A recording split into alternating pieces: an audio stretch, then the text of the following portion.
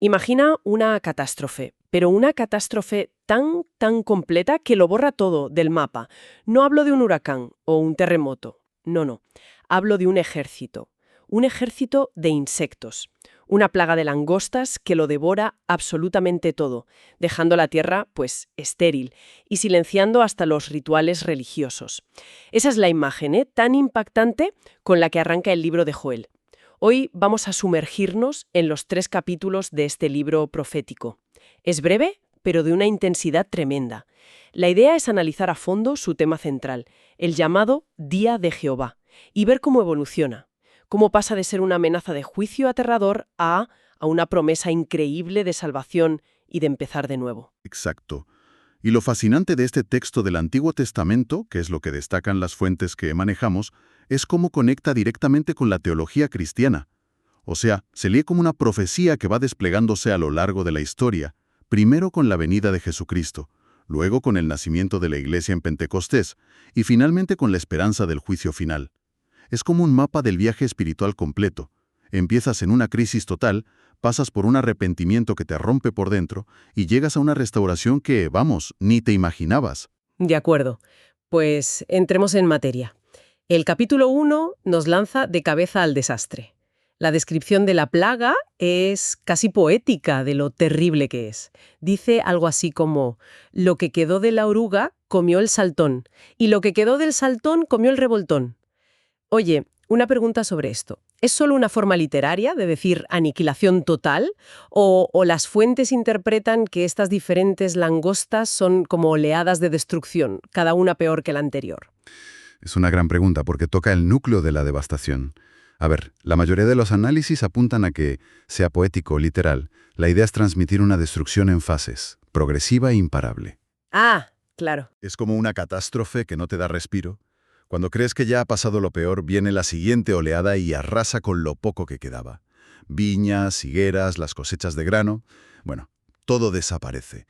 Y desde la perspectiva teológica que analizan las fuentes, esto no es simplemente mala suerte o un desastre natural. Se interpreta como una forma de disciplina divina. Es como si Dios usara un megáfono para captar la atención de un pueblo que se ha desviado, que ha dejado de escuchar. Claro, porque el impacto no es solo económico, es espiritual. Lo que me llama la atención es que la crisis llega hasta el templo. Totalmente. Los sacerdotes no pueden hacer las ofrendas porque, claro, no hay grano ni vino.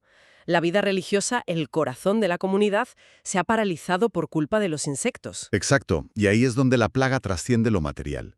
Se convierte en una metáfora muy potente de cómo el pecado puede devastar la vida espiritual, Ya. tanto de una persona como de una comunidad, dejándola seca y sin fruto, como dice el texto. Las consecuencias son tangibles y destructivas en todos los niveles. Por eso la respuesta que pide el profeta Joel no es un plan de choque económico. No para nada. La llamada es a lamentarse. Llama a los borrachos porque se han quedado sin vino, a los agricultores sin cosecha, pero sobre todo a los sacerdotes. Les pide que convoquen un ayuno, que reúnan a todo el mundo y que clamen a Dios. O sea, la solución que propone es puramente espiritual. Y esa es la clave. El llamado no es solo a sentir pena por haberlo perdido todo. Es a un arrepentimiento sincero, a tener un corazón quebrantado. Se busca un cambio de mentalidad, un volver a poner a Dios en el centro. Además, todo este desastre se presenta como un aviso, casi como el tráiler de una película mucho más grande e importante, el inminente Día de Jehová.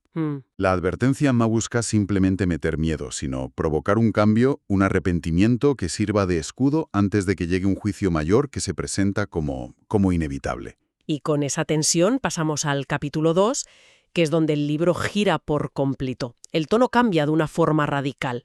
Empieza con una trompeta de alarma que anuncia la llegada de un ejército. Pero ya no parece que hable solo de langostas. Lo describe como un ejército invencible, tan numeroso que oscurece el sol.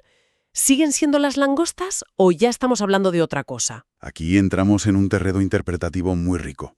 A ver, podría ser una descripción hiperbólica de la plaga de langostas, que vistas en enjambres masivos realmente parecen un ejército que oscurece el cielo. Claro. O podría ser un ejército simbólico que representa el juicio de Dios de una forma más amplia. Pero lo teológicamente crucial, y el texto lo deja clarísimo, es que ese ejército es de Dios. Dice que ejecuta su orden. Esto subraya la soberanía divina incluso en medio de las peores crisis. Dios permite la sacudida para que el pueblo deje de confiar en sus propias fuerzas, en sus cosechas o en su economía, y se vuelva a Él como única fuente de seguridad. Y justo en medio de esa descripción tan aterradora, llega el mensaje central, una de las frases, para mí, más potentes de toda la Biblia. Rasgad vuestro corazón y no vuestros vestidos, y convertíos a Jehová vuestro Dios. Me parece una idea increíble. Para la cultura de la época, rasgarse la ropa era una expresión de dolor potentísima, muy visual. ¿Está diciendo Dios que esas demostraciones públicas no valen para nada? ¿O que solo valen si van acompañadas de un cambio real por dentro? Has dado en el clavo. No es que el gesto externo sea malo en sí mismo, pero Dios está denunciando el riesgo de que se quede en puro teatro. Claro. Quiere dejar claro que no le interesan los rituales vacíos. Lo que busca es un cambio interno, genuino, un corazón rasgado por el arrepentimiento. Es un llamado profundamente evangélico. Y lo más interesante es lo que viene justo después. El profeta no dice, arrepiéntanse porque si no, el castigo será peor. No, justo después de pedir ese cambio de corazón, revela el por qué deben hacerlo. Y es revelando el carácter de Dios. Porque es misericordioso y clemente, tardo para la ira y grande en benignidad.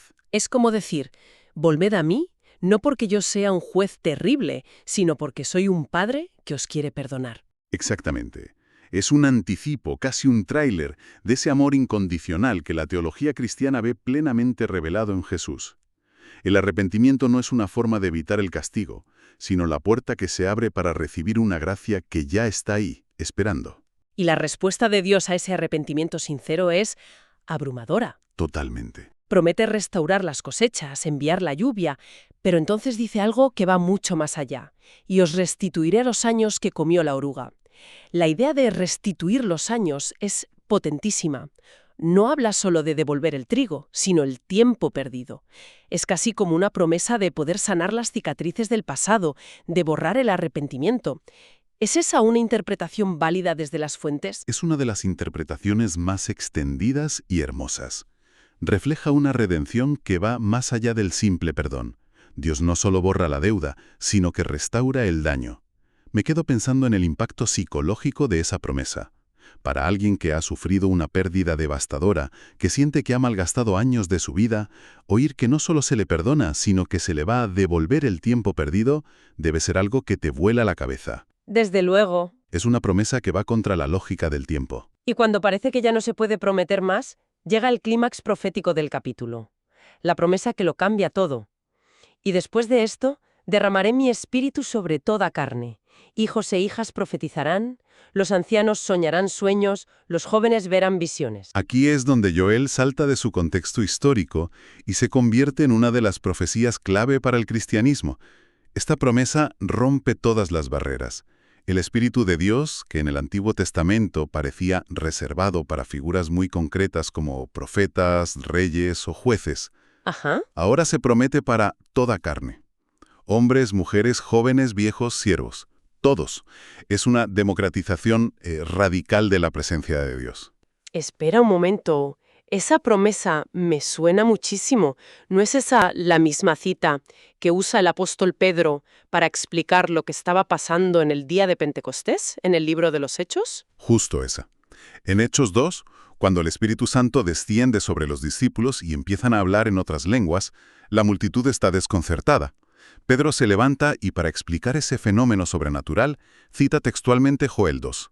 Dice, esto es lo dicho por el profeta Joel. Qué bueno. Para los primeros cristianos, ese fue el momento exacto en que esta profecía se cumplió. Marcó el nacimiento de la Iglesia, el inicio de una nueva era donde el Espíritu de Dios está disponible para todo el que cree. Y el capítulo termina con otra promesa universal. Y todo aquel que invocar el nombre de Jehová será salvo, que también es una frase con mucho eco en el Nuevo Testamento, ¿verdad? Muchísimo.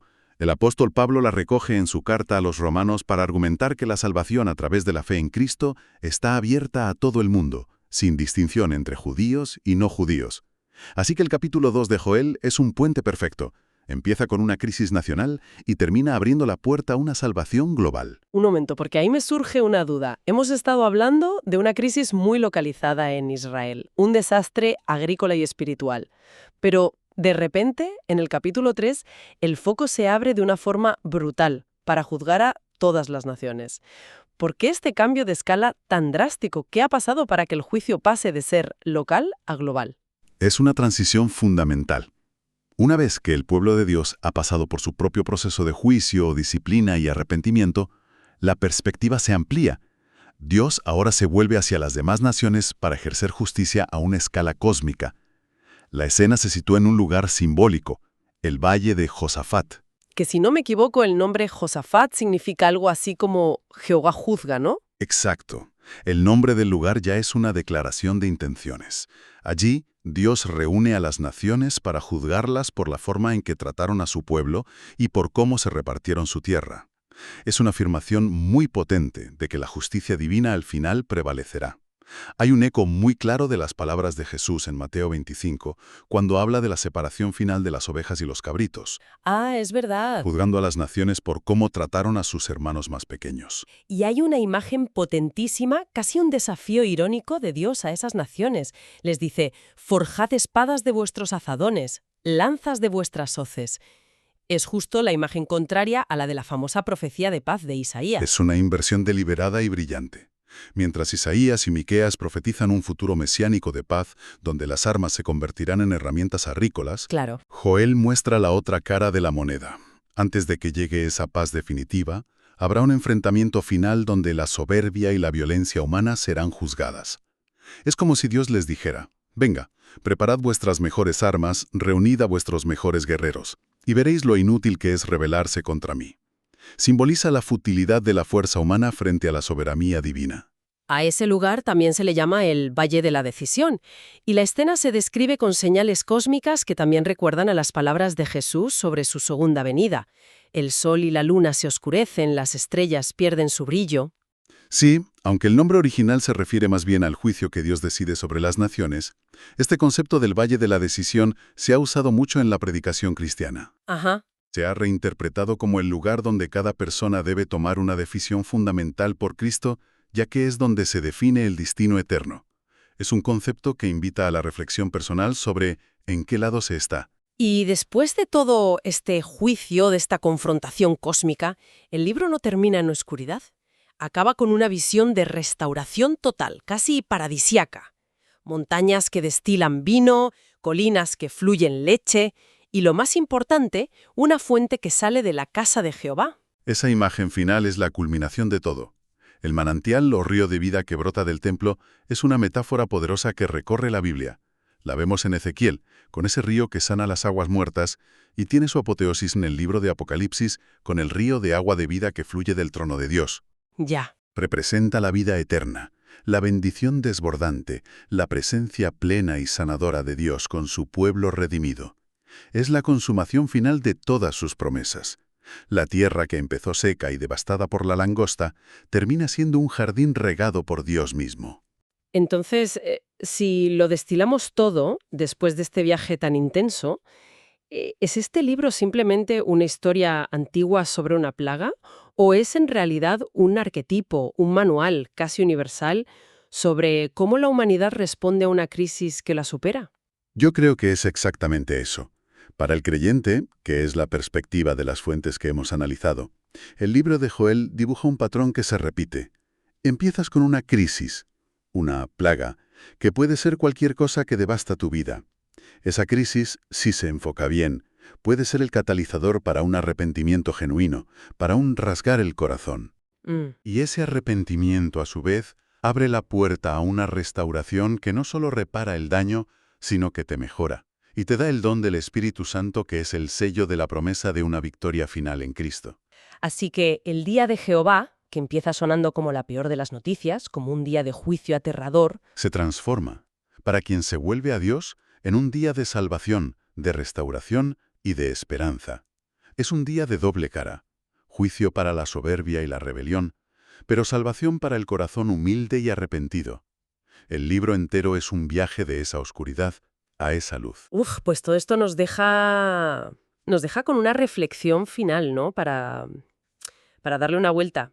El libro de Joel parte de una crisis muy tangible, muy física, unas langostas, que obliga a la gente a una profundísima reevaluación espiritual.